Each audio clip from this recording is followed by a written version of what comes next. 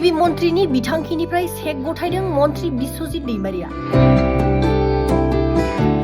बेराम आजार नायजानायनि मुङै आरज बिलाइ गथायनाय दुखुथिया नखरफोरनो गिबि मन्थ्रि बिथांखिनिफ्राय दिनै चेकखौ गथायबाय मन्थ्रि बिश्वजित दैमारिया। बियाबनि सिङाव थानाय तामुलपुरनि मथंगा सगाव मन्थ्रि बिश्वजित दैमारिया गिबि मन्थ्रिनि बिथांखिनिफ्राय चेकखौ गथायना होयो।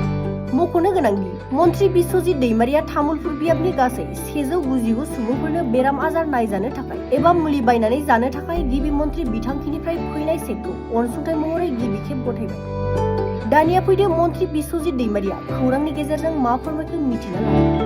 फ्राय 199 नो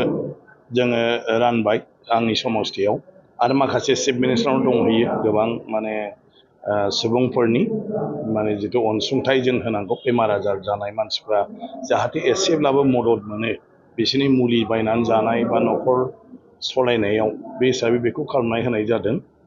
गतिके आंनि समस्थियाव दिनैहाय आङो जिखिनि चेक फैदों जाहाथे बिसोरनि चेकआ माने ओरैनो सोरनावबा गोलैनानै थाया बेखायनो बिसोरखौनो लेंहरनाय जादों आरो जिखिनिया फैनो हाबाय बिसोर दिनै चेकखौ लांजोबसिगोन आरो जाय फैनो हायाखै बिसोरनि न' थांनानै जोंनि जिथु वार्कारफोर दं बिसोर न' हैजोबसिगोन आरो दा जोबोद साननो गोनां जे आथिखालाव इसिबां केन्सार जादों इसिबां लिभार किडनिनि बेमार जादों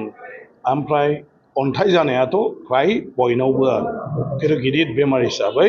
केन्सार लिभार आरो बे किडनिफ्रा बहुद माने गिख्रंथाव महर लादों आरो दाबो गोबां माने स' सुबुं मोनसे समस्थियावनो दा बेयो जोबोद माने साननो गोनां। ओंखायनो जों बयबो गावबा गाव देहानि थाखाय सांग्रां जानानै जुदि सोलियाब्ला जानाय लोंनायनिफ्राय लानानै सोलिनाय हयथ' बेमारजोंनो जों बयबो माने गाग्लोबजागोन आरोखि दा जायफोरनि न'खरा बिदियाव जादों बे न'खरा फ्राय गासिबो माने जोबस्रांनायनि लामायाव माने सानफ्रामबो सिकित्सानि नामाव फाहामथायनि नामाव ओरैबा ओरै थांबाय थानांनाय गिदिंबाय थानांनाय थाखा फैसा नांगौनि जुनै माने बायदिसिना हा हुनिफ्राय लानानै गासिखौबो बन्दक दोननांनाय बेबायदि गोबां न'खर आं दिनै माने लोगो मोनदों नुनो मोनदों। गतिके आं सानो बिनि राहाया जेबो गैया राहाया जों जिखिनिया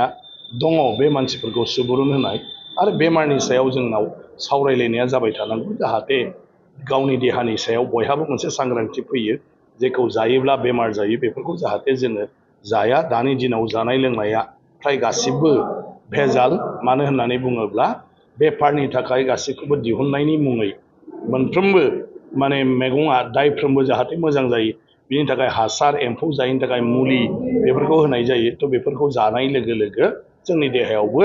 माने बिसफ्रा हाबफायो आरो पयजनफ्रा हाबफायो। दिनै ना बेदरनिफ्राय लानानै गासैबो दानानि गेजेरजों फेदेरनाय जायो आरो बे फेदेरनाय बे ना बेदरफ्राबो जोंनि देहायाव हाबनाय लोगो लोगो जोंनाव बबावबा फेट्सखौ बारायहोयो जोंनाव माखौबा माने थैनि खारथायखौ बारायहोयो आरो बेफोरनि थाखायनो जोंनाव गोबां माने बेमार आजार जानाय जाबाय आथिखालाव। बेराफारसेथिं जोंहा देहानि खामानिया फ्राय खम सानफ्रामबो खालि मेलेमनिल' खामानि बेफोरनि थाखायबो ओंखायनो बे बेलायाव जों बयबो गावबा गावनो दिनैहाय बिजिरनांगौनि साननांगौनि आरो गासिबखौबो नायनानै सोलिनांगौनि सम जाबाय होननानै आं सानो।